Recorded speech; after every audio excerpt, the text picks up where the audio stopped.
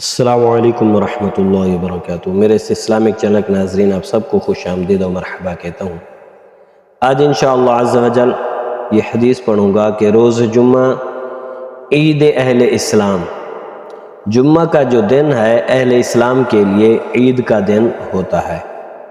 حضرت عبداللہ بن عباس رضی اللہ تعالی عنہما سے روایت ہے کہ سیدنا رسول اللہ صلی اللہ علیہ وآلہ وسلم نے ارشاد فرمایا، إن هذا يوم عيد جعله الله للمسلمين فمن جاء إلى الجمعة فليغتسل وإن كان طيب فليمس منه وعليكم بالسواك۔ یہ حدیث سنن ابن ماجہ کے اندر موجود ہے اور اس کا جو نمبر ہے 1098 ہے۔ آئیے اس حدیث کا ترجمہ سماعت فرمائیں۔ میرے آقا امام الانبیاء حضور علیہ السلام نے ارشاد فرمایا، یقیناً اس دن جمعہ کو اللہ تعالیٰ نے مسلمانوں کے لیے عید بنایا۔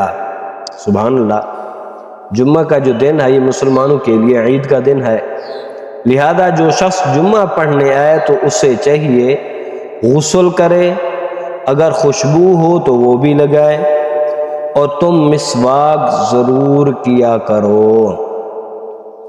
ماشاءاللہ، غسل بھی کرنا ہے، خوشبو بھی لگانی ہے۔ عید والے دن بھی یہی ہوتے ہیں، غسل بھی کرتے ہیں، خوشبو بھی لگاتے ہیں، نئے کپڑے بھی پہنتے ہیں، مسواک بھی کرتے ہیں۔ تو روز جمعہ دنوں کا سردار ہے اور اہل اسلام کی عید ہے، اس لیے خاص اہتمام کی ترغیب دی گئی ہے۔ لہٰذا اچھے طریقے سے غسل کر کے بہترین لباس پہن کر خوشبو اور تیل لگا کر نماز جمعہ کے لیے حاضر ہونا چاہیے۔